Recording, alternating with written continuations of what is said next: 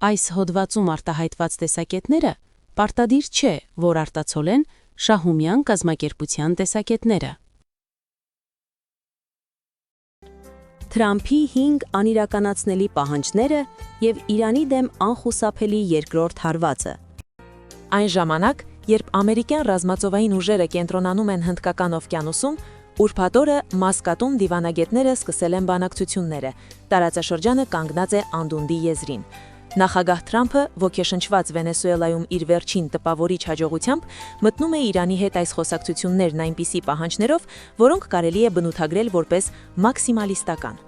Պայմաններն այնքան ծայրահեղ են, որ նույնիսկ ամենահմուտ դիվանագետները դրանք անհույս ու անիրագործելի են անվանում։ Ինչպես հաղորդում է իսրայելական Maariv թերթը, Միացյալ Նահանգները Իրանի կառավարության առաջ դրել է 5 հիմնական պահանջ։ Պահանջներն են 400 կիլոգրամ հարստացված ուրանի հանձնումը, իրանական միջուկային օբյեկտների ոչնչացումը, բալիստիկ հրթիռային ներուժի ոչնչացումը, հրթիռային ծրագրի դադարեցումը և իր դաշնակից ուժերին Եմենում, Իրաքում, Սիրիայում ու Լիբանանում աջակցության դադարեցումը։ Սրանք բանակցային սկզբնական պահանջներ չեն։ Սրանք վերջնագրեր են, որ արձակվում են ամերիկյան մոտեցող ռազմածովային արմադայի զենքի առաջ։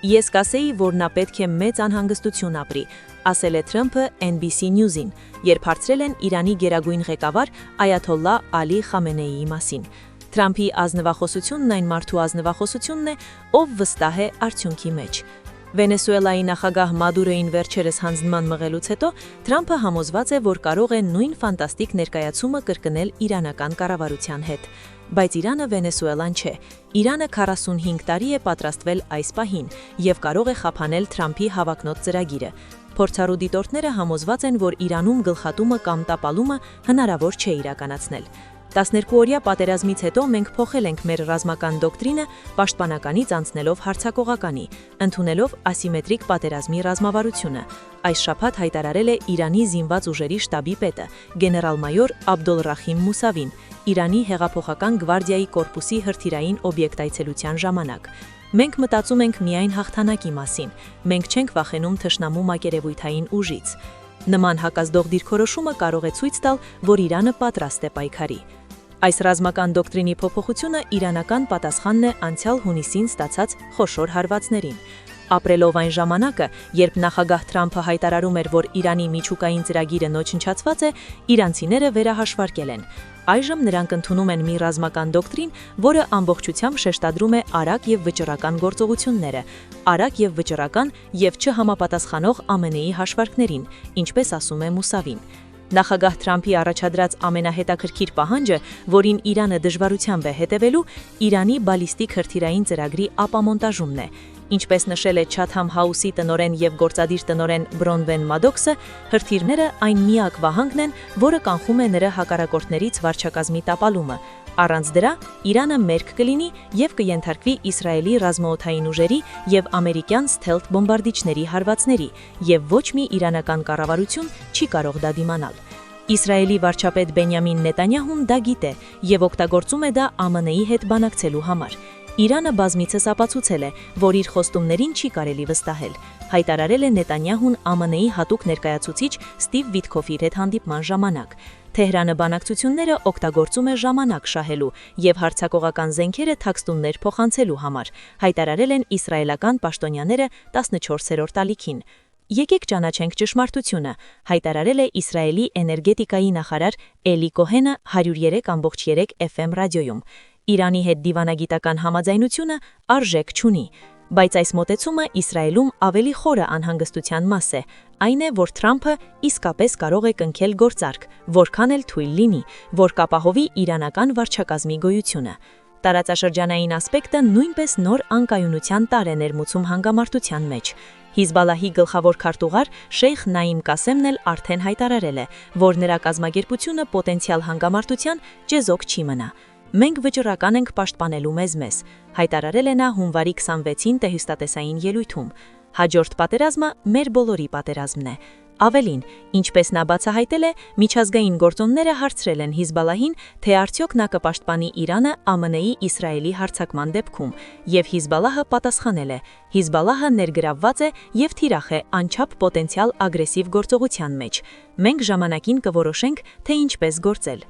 ԱՄՆ պետքարտուղար Մարկ Ռուբիոն ասում է, որ բանակցությունները պետք է անցկացվեն Իրանի բալիստիկ հրթիռների, տարածքում իր դաշնակից ուժերին աջակցության եւ սեփական ժողովրդի հետ վերաբերման վերաբերյալ, բայց Իրանը շատ հստակ հայտարարել է, որ իր հրթիռային ծրագիրը քննարկման տակ չէ։ Իրանի գլխավոր պաշտոնյան Reuters-ին տված հարցազրույցում ասել է, որ Իրանը պատրաստ է ճկուն լինել ուրանի հարստացման մակարդակի հարցում, որը կարող է կրճատվել 60%-ից 3.67%, ինչպես նախատեսված է համատեղ համապարփակ գործողություններում, բայց հրթիռային հարցը քննարկման չէ։ Ալան Էյրը, ԱՄՆ դիվանագետը, որ բանակցել է Իրանի հետ նրա միջուկային ծրագրի շուրջ, ասել է. ոչ ուղիղ բանակցությունները ընտրություն է դիվանագիտական տեսանկյունից համարժեք են այն բանին, որ վիրաբուժը եթեր ընդունի եւ հետո ձեռնոցներ հագնի բարդ վիրահատության առաջ։ Սպիտակ տունն էլ քիչ պատրանքներ ունի բանակցությունների վերաբերյալ։ Անանուն պաշտոնյան ասել է. մենք մեծ կասկած ունենք, որ այս բանակցությունները հաջողության կհասնեն, բայց մենք դա անում ենք ամեն դեպքում, հարգելով մեր դաշնակիցներին տարածքում, ովքեր մեզ աղաչում են մի դադարեցնել այս բանակցությունները մինչև ժամանակը։ Կասկածները հիմնավոր են։ Նախագահ Թրամփը հավաքել է հսկայական ուժ, ավիակարներ, մարտական ինքնաթիռներ եւ բոմբարդիչներ տարածքի բազաներում։ Սա բուֆ չէ։ Նրա վարկանիշները ամենացածր մակարդակին են եւ ոչինչ չի ոգևորում ամերիկացիներին այնքան ինչքան հին թշնամուն բոմբարդելով։ 1979 թվականի պատանդների ճգնաժամը դեռ ցավոց մի շողություն է ԱՄՆ-ում եւ նախագահ Թրամփը գիտե, թե ինչպես շահագործել այդ ցավը։ Իրանը նույնպես տեսել է այս բանակցություններից շատերը, տարել պատժամիջոցներ, սպանություններ, կիբերհարձակումներ եւ բոմբարդումներ իր ժողովրդի եւ կառավարության դեմ։ Իրանը սովորել է, թե ինչպես լինել ստրատեգիկ, ինչպես գոյատևել, ինչպես սպասել մինչև իր հակառակորդները դադարեն, բայց կկարողանա նախագահ Թրամփը սպասել Իրանին, որը մտածում է տասնամյակներով, ոչ թե օրերով։ Ամենահավանական ելքը այն է, թե ինչպես երկու կողմերն էլ պատրաստվում են, բայց դա այն ելքն է, որ երկու կողմերը չեն կարող ամբողջությամբ ցանկանալ։ Ռազմական հարվածներ, իրանական պատիժիչ գործողություններ, տարածաշրջանային սրացում եւ անորոշ ելք, որի դեպքում ոչ մի կողմ չի ցանկացել պատերազմ, բայց չի կարողացել դրանից խուսափել։ Թրամփը կհայտարարի, որ ինչ էլ որ տեղի ունենա, հաջողություն է։ Իրանը կհայտարարի, որ պաշտպանել է իր ինքնիշխանությունը, տարածաշրջանը կհաշվի իր զոհերը եւ երկու կողմերը կպատրաստվեն երրորդ ռաունդին 1 տարով կամ ավելի կարճ ժամանակում։ Թրամփի 5 պահանջները նվազագույն են, ոչ միայն անհնար կատարելու համար, այլև մտանդված են մերժման համար, եւ ներկա պայմաններում մերժումը անխուսափելիորեն տանում է դեպի երկրորդ հարված, հանգամարտություն, որը երկու կողմը չի ցանկանում, բայց յուրաքանչյուր կողմ կարծում է, որ կարող է իրականացնել։ Հարց այլևս այն չէ, թե արդյոք Իրանի դեմ երկրորդ հարվածը տեղի կունենա։ Հարցը միայն այն է, թե երբ եւ արդյոք բորբոքված հրդեհները կարող են վերահսկվել, մինչև դրանք ողջ տարածաշրջանը չոչնչացնեն։ Middle East Monitor.com